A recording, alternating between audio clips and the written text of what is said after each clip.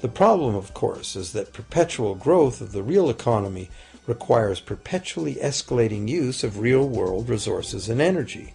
More and more stuff has to go from natural resource to garbage every year, forever, just to keep this system from collapsing.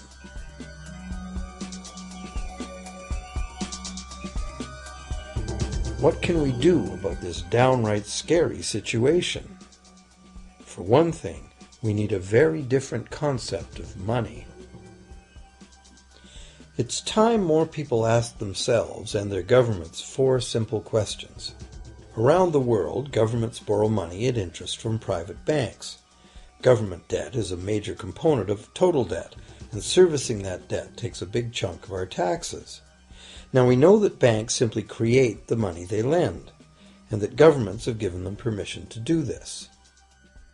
So the first question is, why do governments choose to borrow money from private banks at interest when government could create all the interest-free money it needs itself? And the second big question is, why create money as debt at all? Why not create money that circulates permanently and doesn't have to be perpetually reborrowed at interest in order to exist? The third question, how can a money system that can only function with perpetually accelerating growth be used to build a sustainable economy? Isn't it logical that perpetually accelerating growth and sustainability are incompatible? And finally, what is it about our current system that makes it totally dependent on perpetual growth? What needs to be changed to allow the creation of a sustainable economy?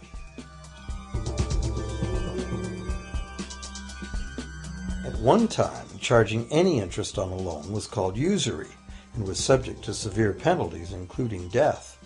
Every major religion forbade usury. Most of the arguments made against the practice were moral. It was held that money's only legitimate purpose was to facilitate the exchange of real goods and services. Any form of making money from simply having money was regarded as the act of a parasite or of a thief. However, as the credit needs of commerce increased, the moral arguments eventually gave way to the argument that lending involves risk and loss of opportunity to the lender, and therefore attempting to make a profit from lending is justified. Today, these notions seem quaint.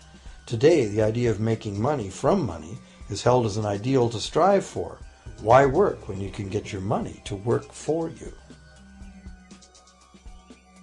However, in trying to envision a sustainable future, it's very clear that the charging of interest is both a moral and a practical problem.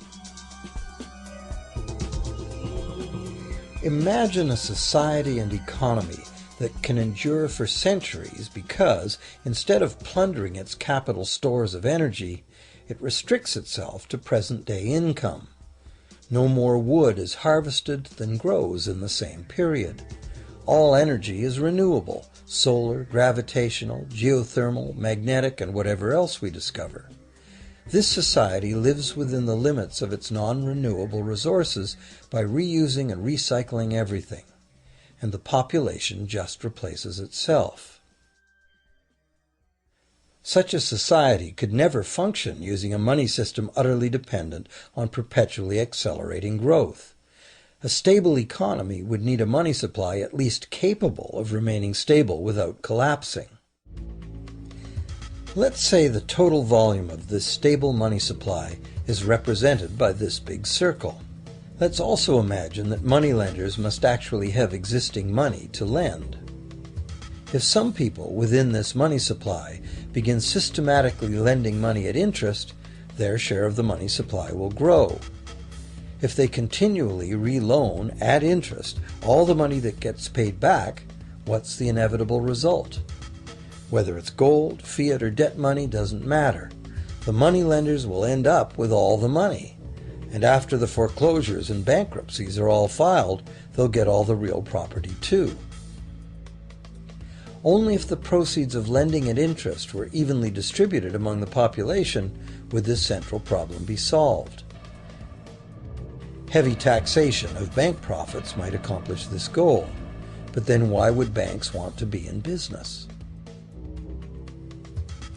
If we were ever able to free ourselves of the current situation, we could imagine banking run as a non-profit service to society, dispersing its interest earnings as a universal citizen dividend, or lending without charging interest at all.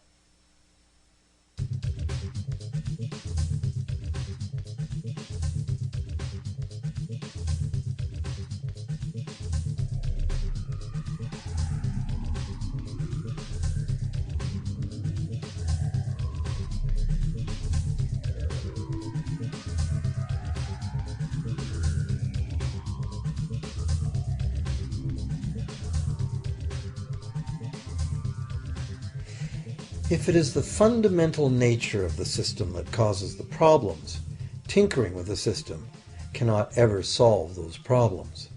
The system itself must be replaced. Many monetary critics call for a return to gold-based money, claiming that gold has a long history of reliability. They ignore the many scams that can be played with gold, shaving coins, debasing the metal, cornering the market, all of which were abundantly practiced in ancient Rome and contributed to its fall. Some advocate silver, it being more abundant than gold and therefore more difficult to corner. Many question the need to bring back precious metals at all. No one wants to go back to carrying heavy sacks of coins to go shopping. It's a certainty that paper, digital, plastic, or more likely biometric ID money would be the real medium of trade, with the same potential for creating unlimited debt money we have now. Beyond that, if gold again became the sole legal basis of money, those who have no gold would suddenly have no money. Other monetary reform advocates have concluded that greed and dishonesty are the main problems, and that there may be better ways to create an honest and equitable money system than returning to silver or gold. Inventive minds have proposed a variety of alternate ways to create money.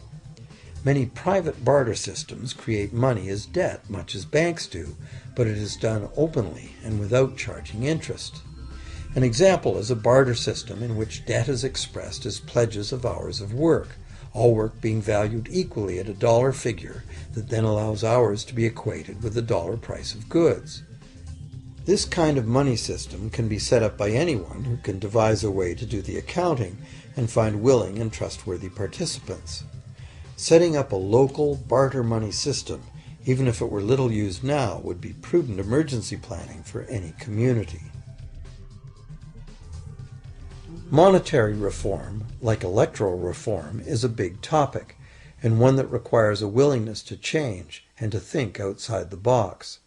Monetary reform, again, like electoral reform, will not come easily, because the enormously powerful interests that benefit from the existing system will do their utmost to maintain their advantage.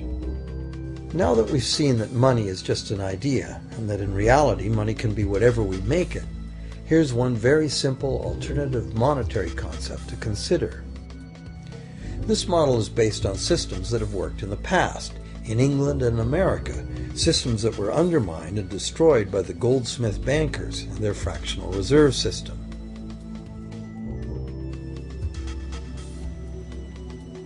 To create an economy based on permanent interest-free money, money could simply be created and spent into the economy by the government, preferably on long-lasting infrastructure that facilitates the economy, such as roads, railroads, bridges, harbors, and public markets. This money would not be created as debt, it would be created as value, that value being in the form of whatever it was spent on. If this new money facilitated a proportional increase in trade requiring its use, it would cause no inflation whatsoever.